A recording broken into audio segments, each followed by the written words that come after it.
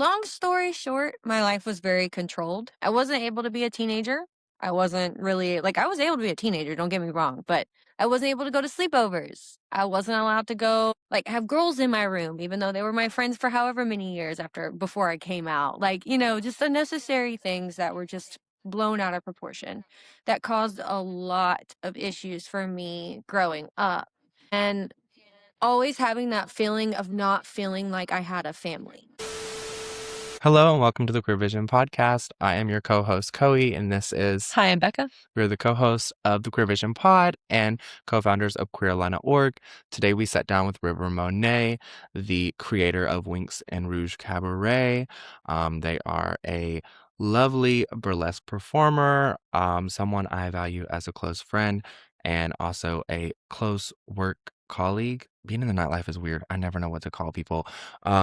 But a great peer. This is a great discussion. We got to talk a little bit about the upcoming show that's happening.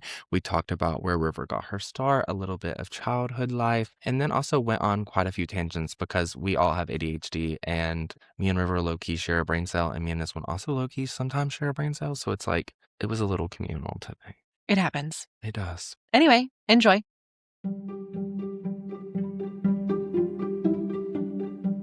Thank you so much for sitting down with us on the Queer Vision podcast today, River. Hey. Usually we just start out by having you tell your name, your pronouns, and a little bit about yourself, just for the viewers. Well, I'm River Monae, and I go by she, her, they, them. Really, honestly, whatever. Fun fact, I've been a dancer since I was 14 years old. It's not all, but it's something. Yeah. Really just started my burlesque journey just a year ago. November 17th will be a year, and managed to perform and produce one show. 42 of them now, just in 1 year. So I've just been a busy lady. Yeah, on top of you work a full-time job, correct? Oh, yes. My Yeah. ICU technician, so for the dogs and cats. You said you've been dancing since 14. What was your start with dancing? Like, what got you into it? Was it like when you were younger? Were you like in like train dancing at all? Or So I actually, funny you asked that. I traveled. There was a dance team that I was part of. It was at a private school because, why not shove me in a Christian school, private school, and try to get me out of my lifestyle that I love so much? Well, that's how it all started, thanks to that, because I ended up traveling to New York City. I performed point, and then I hated it, but like, no offense to hip hop, but it was just not my favorite. And that was the one that I actually did in New York City. There's a YouTube video. If anybody's interested, I'll show you. But yeah, it started with modern, and then it turned into ballet. And then when I got into ballet, there were girls that were like, "You can't do point." And I said, "Yes, I can." And so then my mom went and bought me a pair of point shoes. And then next to say, I was in the next performance with my point shoes. period. Yeah, I remember you mentioning that somewhat, but I couldn't remember where you got your start at with everything. Yeah, thanks to this private Christian school, that's where I got my start. And thanks to them, this is where I am. I'm pretty sure they'd be so proud. Yes, they need to bring you back as alumni. Yes. Most celebrated. I love it. So what actually inspired you to get into dancing then? Like, I know obviously like you got into it because of this school and because of the opportunity, but like, did you just like try it and you liked it? Or did you like want to do it? Like, what was your inspiration, I Well, guess? my inspiration really, this sounds so dumb. Like what's that show called? Dancing with the Stars? Yes. So that was like one of them, but it was really America's Got Talent, where I would see all these people like literally just performing in their bedroom, and then they go get on this damn stage and they do all this shit. And I was like, I can do that. And I was also a gymnast. Forgot that fact. I was a gymnast before, and we had a dance studio in the gym. So I saw the dance studio, and that's when I started kind of moving over there to outside of the Christian school dance studio situation. Okay, yeah. I feel like that's like a pretty normal transition, like gymnast to dancer fits. It similar Yeah, muscles, right? yeah, It's yeah. all about Actually, balance. yeah. I would say that being a gymnast first, really taught my balance, because a lot of people, when I was Yeah. in dance class, I would notice that people were really struggling with their balance when they first started, and I was like, Mhm. "This is actually easier for me." So, with your dancing background, what led you into burlesque and that side of things? That's a whole other story. Well, it started in other places. I actually, when I was 17 years old, I left my home, my mom's house, and I decided to, well, how can I make money and how can I make money fast? I Mhm. clearly couldn't do anything for a year. So I worked 3 different jobs during that time. During that period, I was practicing pole. Mhm. And then, literally 3 days after my 18th birthday, however anybody feels about that, I went to the club and I auditioned and I said, I'm going to fucking make money. Mhm. Well, I did that for 4 years. And then I ended up moving out of it for a while, only did Mhm. it in my living room, and then I came back to it, and then I realized, like, I don't the setting in a strip club versus burlesque is completely different, and the Mhm. expectations in both of those are completely different, and the mindset that people have when they come into those places are completely different. Mhm. And being in the strip club was great, don't get me wrong. Making my money, doing my thing, making my rounds. But at a point when you're ready to settle down in your life to be with someone and like you're just like, "Hey, I like my partying. I like my little bit of something." But dancing on people and having to do it in order to make a dollar was just not for Mm. me anymore, you know? Yeah. Mm. Which is fine for anybody that chooses to do that. I just was not it wasn't for me. And so I was Mhm. like, the idea of always wanting to be in burlesque has always been like the back of my mind. I always wanted to be Mhm. one of the can girls because I have really Yeah. long legs and I used to kick like a motherfucker. And so they were always picking on me about how I would be a good can girl. But and like that's gone. Actually, thanks to Summer Flings, I will give her this. If she didn't give me the connection to Joe, it was either Rachel or Joe, the Raleigh Burlesque or Culture Nights. She gave me the first point of contact for someone in burlesque. Mm. Actually, no, sorry. It was Frankie Boom Boom. Yes. She's the one that had the open amateur stage. And Oh, okay. that's where I performed for the first time. Mhm. And then after that, that's where Boom Boom sent me to Joe and everyone else. So thanks to them, I have Mhm. gotten out here. But I really just reached out and I saw a post and I was like, I didn't even know Raleigh did that, even though that's just me being naive. But I really only saw the drag community. I only saw drag community. I didn't see anything else. And so when I saw that, I was like, what's the odds of me trying this and I actually like it? So yeah, that's it kind of just I tried it and here I am. And now, for anyone who is listening, you are starting your own open stage burlesque show. Do you I want to talk a sure little bit about am. that? Because I feel like that's such a full circle moment, considering there's not really a lot of spaces in the triangle right now. Yeah, yeah. Well, if anybody doesn't know, the production team that I put together and if you would like to call it, the cabaret, is called the Winks and Rouge Cabaret. I myself and Lady Jello and Co and Queerolina, or not Queerolina, sorry, Nasty Queer, are kind of collaborating to make this happen every first Thursday of the month. I should be there, and so should all of us, unless I don't know, something happens. We should all be there every month. And I'm going to have, still deciding between 12 and 14 performers, but it depends on how many features I have that month, if I'm being Mhm. honest. And then after that, I will be picking half my cast, and the other half will be from a drawing to make everything fair and to make sure everybody gets so I can make sure I get as many people on the stage as I possibly can Mhm. um, without having too many repetitive people. Nothing wrong with that, but we always want to Mhm. switch it up and welcome new people to the stage as well. And I think something like good to touch on with this too is like it's more of an open space to like experiment and learn or like try something new if you want. And like That's right. it's not that competitive vibe that you often see. And obviously, like for anyone who's listening and knows me, I also run Strut Slut, and River's also a part of that as well. And that is a more competitive base. So there is a place and a time and place, for Yeah. competitions, but it's also good to have the space like you're creating, which is like, okay, this is just an open stage. And you don't have to be like, oh, I'm coming in here, like, I got to be on like my top tier, this tea and this tea, you know?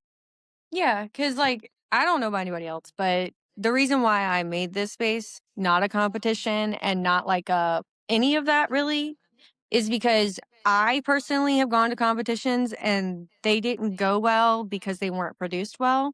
And then I've gone to other competitions that have gone absolutely amazing and it was fair and it was thorough. And it's just in itself, I feel like that puts a lot of pressure on your act and you're not having fun at that point. You're just making sure you're perfect. I don't want you Yeah. perfect on my stage. I'm sorry. I love you all, but I don't want you perfect. That means you have to be a little robot. I'm very much do what you do to make your brand. But in the same sense, I want my stage to be safe for you to keep making your brand the way you do and then still getting on my stage and it not hurt your brand. So I want people to be able to just keep growing while they're on my stage. So that's important really to me. nice. I just want everybody to feel safe, like I don't see many shows that are advertised as, hey, well, this is burlesque and drag, or this is drag and burlesque. Like it's typically just one or the other. And I don't want people to feel like they have to do both, but I also want people to feel safe enough if they feel like dipping their toes into something over here or there, they can do so. And I feel like, yeah, the same thing with like Strut Slut too. The direction that I've been going now is like, I want it to be the same kind of thing, like an open stage competition for whoever really feels called to do it. Yes, it's more drag based. Obviously, that's where like there are lip syncs and things, but it is also open to burlesque people. So I don't know. I think there's something beautiful in like merging those spaces, which obviously we both could talk about forever. Yeah. From the Don't get me outside looking started. in, it's so nice because like I don't do like performances like this, but like I used to dance. I used to do clogging, which for anyone who doesn't know, it's like tap dancing. It is not with the wooden It's so shoes. hard. It's You should do a sure. clog burlesque number. How about I just do a Proper clogging video. number? Word. Okay, Clog, anyway. Anyway. Okay. So anyway, but as an adult, so like I used to have a group that I would go to like every single week whenever I was like from like 4 years old until like I graduated and moved down here. And like now I can't find a group to go dance with because like everything is either competition or for children. And I'm like, I just wish there was a space for this. Now, I don't care enough about clogging to like make a space. So like there is that. But like I wish there was somebody that was doing what you guys are doing where it's like, just have a space where we just get to do the thing and just have fun. Right. Because it's kind of hard to get yourself to do something, even if you enjoy it, it's kind of hard to get yourself to do something for like no reason. So yeah, anybody listening who wants to start up Queerolina What? Queerolina clogs, Queerolina clogs. Or you just hit the DM. or just to start a clogging group. Yeah, you could just start a Just clogging start group. It doesn't have to It be doesn't have under to be us. Queerolina. Sometimes the Just- capitalism gets the best of You me. haven't looked at the Facebook groups? You haven't tried? Have you? Yeah. Oh, There's shit. so like well, there's like some like in like Raleigh, but I'm not gonna like get off work in Raleigh and then like wait there for 4 hours or drive all the way home and then drive back Okay, out there. Diva. Nah. So you want it in Smithfield? No, but like in Clayton or Garner would be nice. Not You're all the asking way for in a lot. Raleigh. You would I'm think they not would have asking for some a in lot. Clayton. Well, yeah, You that think is true. this is literally where clogging was born, is North Carolina. Really? Yeah. Really? Yeah. There's actually like a Oh. yearly like thing out in Asheville that I went to one time where people literally go and like stay in cabins and learn and teach each other like way new clogging dances and choreography and stuff like that. It's like a thing. It's a thing here. Impressive. I And love. massive dedication. See, there you No. go. I would love to have like a performer Retreat. camp retreat, but I just feel like it would be so messy. No, wait, my God. Somebody's got to film it though. I'm not And- doing it if there's not Can a it be like Big videographer. Brother? It can be the Queerolina Big Brother. But like, That's gonna be it's, amazing. no, we have to now. We could. So we're gonna put it together. We'll get on it. So DM us about that too. I mean, you guys are in charge of it. I just want to have fun with it. But like, Not you. Y'all get to work on that, and I'm gonna be right here. I'll This edit is that like- one. So Anyway, you said how many shows in the past year again? 42. 42. 42, not including the So ones that I'm doing this month. And yeah, So what if there is a factor? I mean, obviously, than just, having talent and like you've built your craft for years before stepping into this like scene. Do you feel like there's anything else that particularly like helped you get your foot in the door and continue to like be in these spaces? well, if I'm being honest, the first year that I did this, as you know, we've talked about, Mhm. I literally just shoved myself into everything I could. Am I telling people Mhm. to do this please don't if you don't want to do that. But what I'm saying is I found many different producers.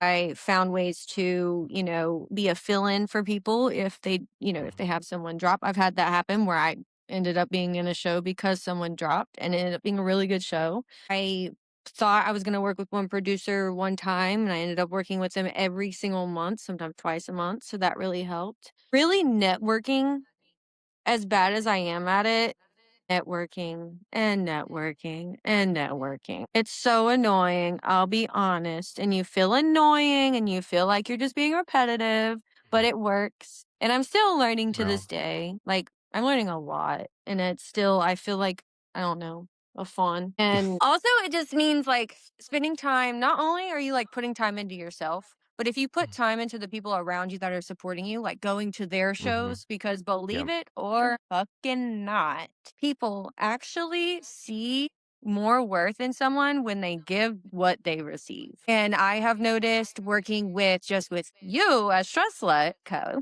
where, you were like, I just need someone to fill in for me. And I was like, okay, Mhm. I'll do that. And then here I am long term, right? Mhm. Like it just takes those little things and for you to click with your people. And Yeah. it makes beautiful things eventually. Not everything happens really quickly, but I just got lucky to find the people that I needed. Yeah. And I think Just like keep growing. yeah. Part of the reason I asked that question, I obviously partly knew the answer, but I always try to, when there's an opportunity to drive home the point on this podcast, when it's ever performer based and anyone's listening and wanting to get into this world, that like networking is so important and showing up for community is so important. And of course, that comes with privilege. It comes with everybody has limitations, right? Like, not everybody has reliable transportation, not everybody has the money or the income to go to shows.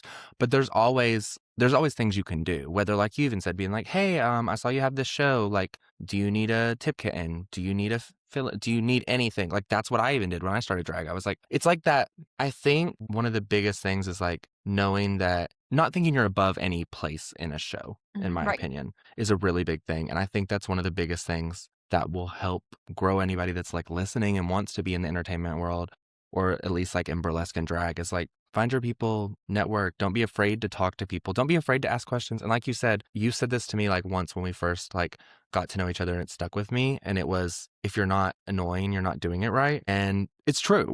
It really is. Like, message people, tell people about your shows, which I'm always not the best at either. But like, the worst thing someone's going to do is be like, sorry, sis, can't be there. Or they're Or gonna be be like, like, oh, can you I'll please be stop there. sending me it? Yeah. And then I'll be like, okay, sorry, diva. I'm just doing my To the next. rounds. Like, but, Yeah. and it really does. Yeah. I don't know. That's just a really important Yeah, and I feel like it topic. goes like, it rolls over outside of, like, the performance world too, because like, Mhm. even just, like, in queer space in general, if you're like, "I would like to find a space in the queer community. I'd like to find people to be around," and, like, whatever, Mhm. then be there for people and see who sticks. Mhm. See what you like, see what you don't like. If you don't like going to shows, but you wanna support people, share the flyer. Ask Mhm. them if they want help making a flyer, whatever, it doesn't matter. See what you're good at, Mhm. see what you like. Or just find people who wanna go with you, and then that's your group. You just Yeah. go to events and Exactly. support people. And Yeah. like, Exactly. it is scary to put yourself out there and to be vulnerable. Like, when I first came in the drag community, I knew like literally no one. And so here I was just like walking up to people and like, hey, I'm so and so. And that, for someone with social anxiety, is the worst. But once you get past it, it becomes more normal and it becomes more natural. And then it's so fun walking into a room and Mhm. being like, "Oh my god, they all know me. I But know people. yeah. I'm not a crazy person." No, it is kind of nice in nightlife. I never feel, most of the places I go, I don't, well, obviously this is coming from a place of privilege as well as being like a cis, um, well, mostly cis presenting white male. But I often don't feel unsafe in a lot of spaces because there's always someone that I know Mm. 90% Yeah. of time. Yeah. Because I'm like, even if I'm not hanging out with that person, I know there's someone who at least is an acquaintance of me and would Right. care enough to like check in with me and be like, oh, are you doing okay? Or do you? But yeah, I don't know. I feel like there was a point to that. It's But it's safety in numbers thing. You meet people, you find a community, and then even if you're not super close to those people, it makes you feel safer when you go out to more events. So mhm, you're like building the confidence in exponential form Yeah. almost. So do it while it's scary because it's going to get easier. yeah. That's right. That's right. Because even Do to you I'll think be honest the with awkward you, persisting even well? I will say to this day, it's extremely hard for me to still talk to people in person. I think like 90% of us in this industry, if you asked us if we would talk on stage or sing on stage, we would say absolutely not. Um, that's just because we do so much better with our mouth shut and our little smiles on and moving our little bodies or whatever that case may be. Yeah, because Mhm. like I don't know, it just takes a whole different level of vulnerability if you do that, right? Like people Mhm. are already It judging really you does. by getting up there, whether they're doing it on purpose or not. People are judging you, Yeah. whether it's in a good way or not. Mm. Yeah, exactly. And then you start to sing or you start to talk or, you're singing and then you hear a note drop because you're nervous or, something like that. That's a whole different level because you already judged my care, like what I look like, and now you're judging my voice. No, I'm good. Mhm. I'll give you one thing to judge. Thank you. Yeah. It's it really is like a practice too to just like, I don't know. Like I feel like I'm constantly having those conversations with myself in my head of like, okay. Like one of the biggest mantras that I've like said to myself, whether it's out loud or in my head before every show lately, is like, my drag is not for everybody. That's right. And that's like the biggest one that I'm telling myself lately because it's like, I don't know. It takes something, you really have to work with yourself in being okay being misunderstood because Yeah, Mhm. not everybody is always going to understand what art you're trying to create because it's art. It's subjective. It resonates with some people. It doesn't resonate with others sometimes. that's right. And yeah, we all have off nights. We all have amazing nights. You just got to be We okay were with it just talking being about that a earlier toss up. Yeah. about how So, like you can practice something so much. Like, okay, can I mhm. say something? Like going a little tangent here. Yeah, please do. The first competition I ever did, I practiced my act. I can't tell you how many times. I practiced so much and I did so well. I did this act to the point where it's what got me into the competition. Thank you, Mhm. Celia. So, my first act that I did my competition, it was literally practiced over and over and over and over again. Like I can't, I literally, I'm sick of the song. I will not listen to the song anymore. Mhm. So that's good, right? Well, then I get to the competition, my dress gets stuck.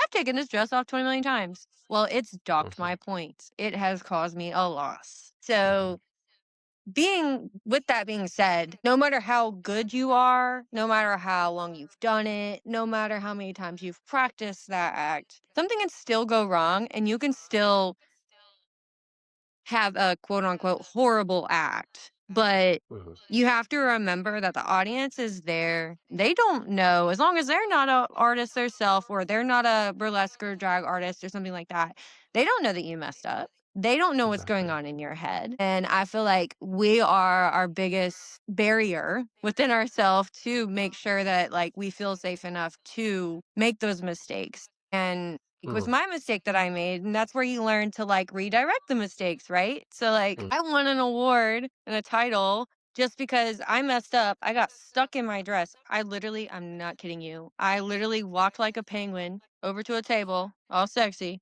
of course, and got it off that way. And I really honestly thought I was not going to walk away with anything. And because I was able to pull that off and still continue with my act, they were like, that one. And And so those things just keep going no matter what. If you mhm. fall down, if you feel like that act was absolutely horrible, it's okay. It's not the end of the Mhm. world. You can come back stronger next time. Yeah, I feel like exactly. this is like metaphorical for like life. Cause like you can practice in your head so much. Like you're like trying super hard at things. You can study something forever and then you actually go to do it and you're like, "Oh, that's not how that was supposed to go." And you just kind of have Like to make man, it up on the spot. You have to figure it out. that's right. Bro, That's right. There's it's been times where it I really completely forget my choreography. Hmm. Just gone. There are many times in normal conversations with people that we all forget our thought and have to deal with the fact that this stranger has no clue what we're trying to say. Yep. mhm. Mhm. Yes, It's and great. there's times when you stop lip syncing a line and it's still going and you turn your back to the entire audience because you think it's someone else's line. It didn't You happen know to me, what? but Did it not? it didn't. No. No, Sorry, I no. won't let it go Like, I because didn't even it's know. actually hilarious to me. But yeah, exactly. That's also the point, though, is like anything that you make a moment is a moment for the audience. Like you said, And the then it's more audience doesn't memorable. know. The audience doesn't know. And then you just like Mhm. keep going. Like, who cares? And if people chuckle, chuckle with them. You know what I'm saying? Like, I don't know. It really is. I think, and also, like, even if there's a performer in the audience who would notice that you made this mistake, conquering the mistake is already going to be more admirable, I feel like, in most performers' eyes anyway. So if you're like stressed out about other performers, like colleagues, people that you, whatever you want to call them, I don't know. It's always weird in this industry. Like, Right. but I feel like conquering the mistake is way more admirable than just like getting in your head and like giving up. Because you can see when Right. someone gives up. You can. You definitely can. I mean, like, I saw it recently and it wasn't even their fault. It was because someone was in their way and they couldn't even get to Mhm, their own prop, which was the other half of their act. And it wasn't an mhm, easy, let's move the person. Like, mm, they literally just couldn't do their act. And mhm, I get it. And it made her act to the audience and made it look confusing. But to us, we knew. We knew what was going mhm, on. And it still made sense to us, but like, not everybody knows that. So, mhm, yeah, like, we have to be able to learn to, what was it? I heard it today where it was like, we have to learn to be okay with letting people already have a pre assumption of us. Yep. And I heard that and I was mhm, like, it's basically the same thing, but that's a different wording. And I like that. mhm, I like that a Yeah, lot. I like that. I like that. Yeah. It's kind of like I feel like I've talked to at least one of the people we've interviewed, and I just had a whole conversation with one of my clients as well about like being perceived and like realizing that the you that you think you are in your brain is not the same person that anybody sees. And like, of course, that sent me down like a spiral of like, do I actually exist because I am never seen the same by anybody? So that was a lot. But like, when you are in front of people, you are being perceived by a bunch of different people, and everybody will watch your act and see something different. Whether they're seeing the mistake and the catch, or whether they're seeing just, oh, that was really funny. I wonder that was a really good joke. Well, that wasn't a joke. I was just playing it off because I fucked up. mm, Like, Right. and Right. so you have to like be okay with being perceived and then being perceived inconsistently, and people coming up to you, whether it's in a performance or not, people coming up to you and being like, "Oh, I love that you did or said this." And then you're being like, "That's not what I meant, but I'm glad But that's what you got out of it." thanks. Great. Great. It's hard. I can't. Yeah, That it made me is. think. Did I spiral you? No, Okay, I was good. just like, there was some performance, and I wish I could remember which one it was, but I've definitely had that happen to me. Yeah. Like, that people started, like, laughing, and I was like, I know I'm a little funny, but this isn't supposed to be funny right That now. one wasn't funny. But I was like, you know what? Just roll with it. Yeah, That's I'm a little okay. goofy. I'm a little goofy. I don't know when it was. Yeah, it's fine. Everything's fine. Anyway, so what's your favorite thing about being in the queer world, in the drag and burlesque world? Or top 3? I was like, ew. It sounds really cliche. Growing up the way I did, which was not, here's a tangent. I grew up in a very Southern Baptist home. At the time, I was the only kid. Uh, I had two different families. So my mom's husband and my dad's wife. And they were two completely different households, like completely different. And I had one family that was okay with it, one family that wasn't. And then so sadly, I lived with the one that wasn't. Long story short, my life was very controlled. I wasn't able to be a teenager. I wasn't really like, I was able to be a teenager, don't get me wrong, but I wasn't able to go to sleepovers. I wasn't allowed to go like have girls in my room, even though they were my friends for however many years before I came out. Like, just unnecessary things that were just blown out of proportion that caused a lot of issues for me growing up. And always having that feeling of not feeling like I had a family. Like I had a Mhm, family, but like I didn't have a family. Mm. And being in this community has taught me a lot because don't get me wrong, every community has their shit. We all know this community has their shit. Right. But what I will say is there's more good than bad. And there's more good people that are willing to say, you know what? Yes, that actually is a good idea. And there's not too mhm, many people that are stuck in their ways. And there's not too many people that are sitting here judging us to make us feel like this isn't our home and this isn't our safe place. Not everyone in this community is safe, which is their own mhm, problem. But most of the time, they are. One way or another, they mhm, are safe. And that's what's Mhm. most important to me is this community alone, being the person that I am and knowing who I've been since I was 13, 14 years old, being in dance class and being like, why that girl pretty, but like not like normal, but like I'm like, why is she cute? Like, just stuff like that. And then I really figured it out and I was like, huh, this whole time they made me feel like I was crazy and it's not me.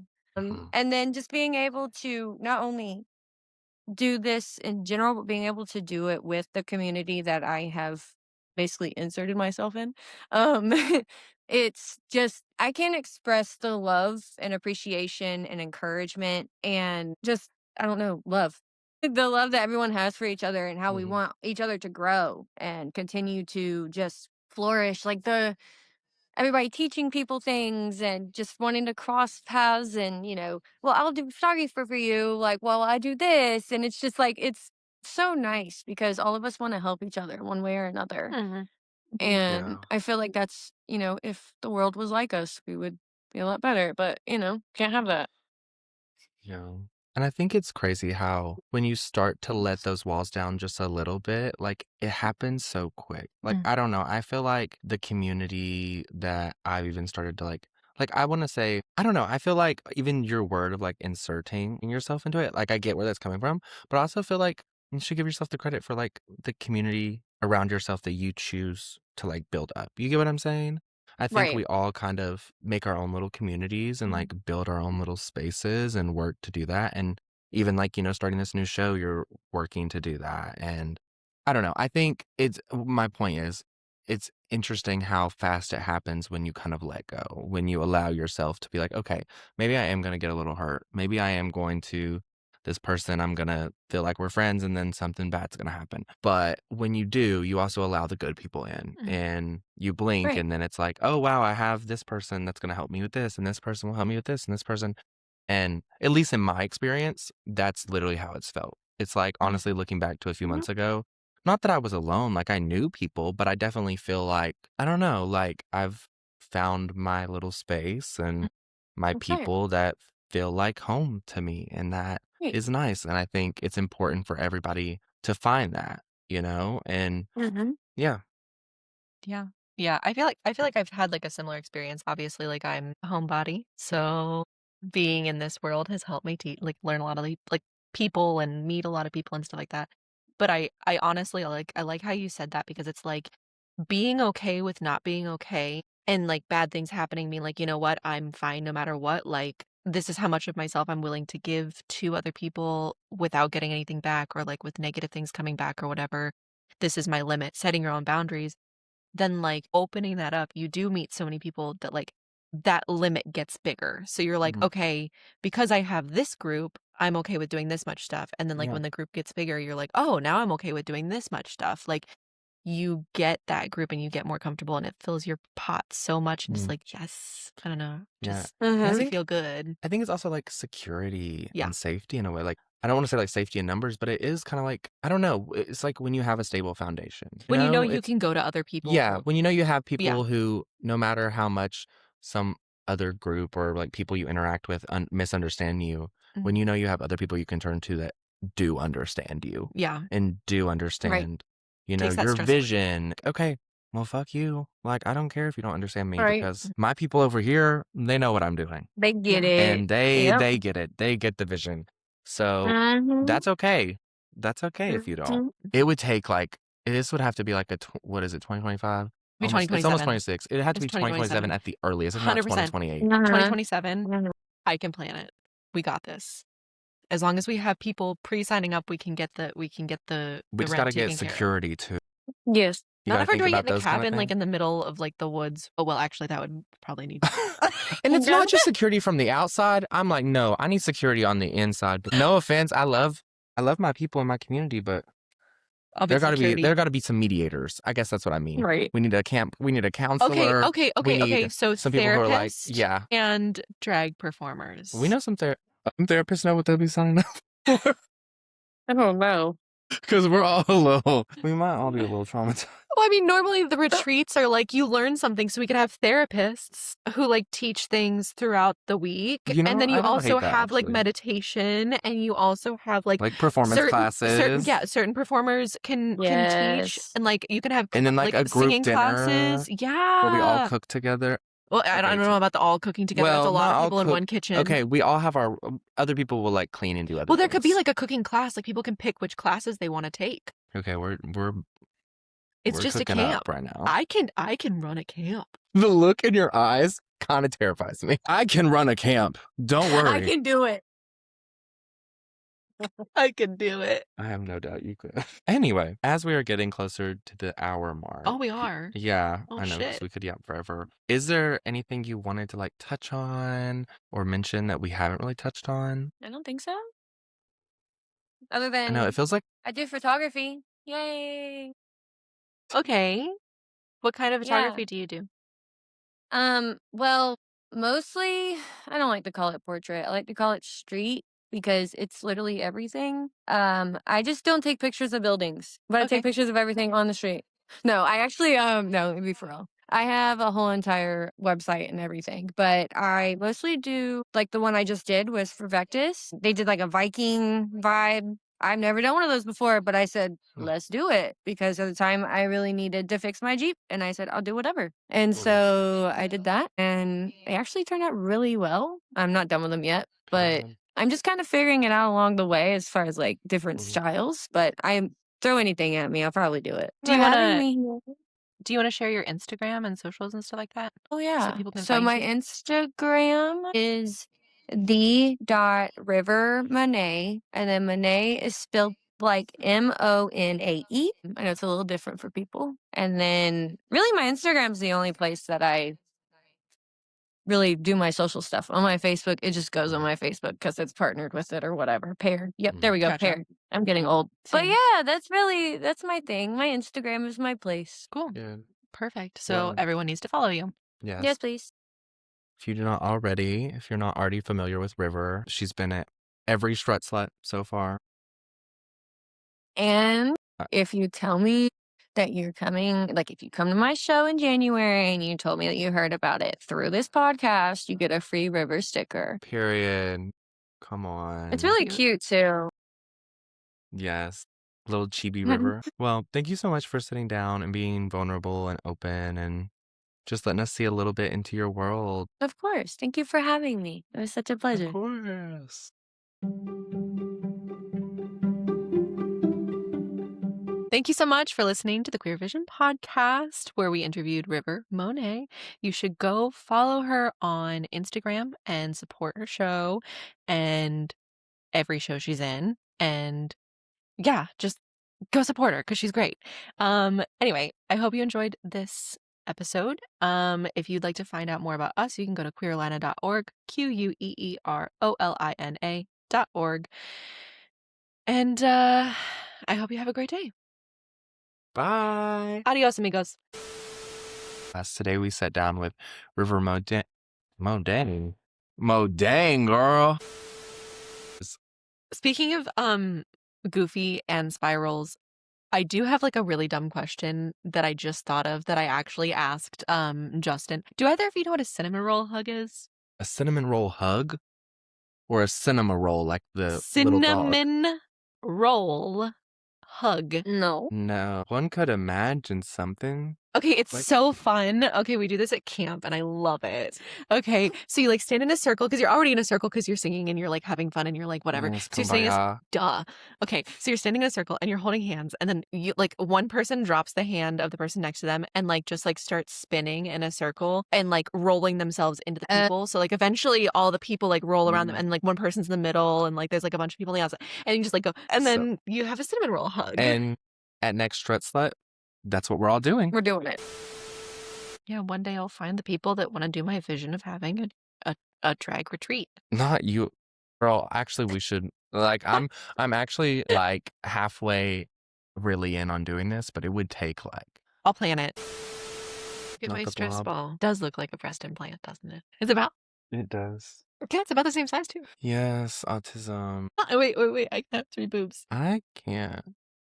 Well, at Oh, least it's I bigger know. than my boobs. Tragic. That's so sad. I can't do this. That's actually really sad. It's kind of sticky, feel it. That's why I really didn't want to. You have to send that exact I know. clip to her. Mo dang, girl. But then it also made me think of the little hippo, Mudang. What was their name? Remember when everybody lost their mind over that hippo for 5 seconds as a baby hippo, Mudang? You don't know what I'm talking about? I don't know the hippo. I only know was it gorilla? See her? Oh, her eyes. Yeah, see why everybody loved her?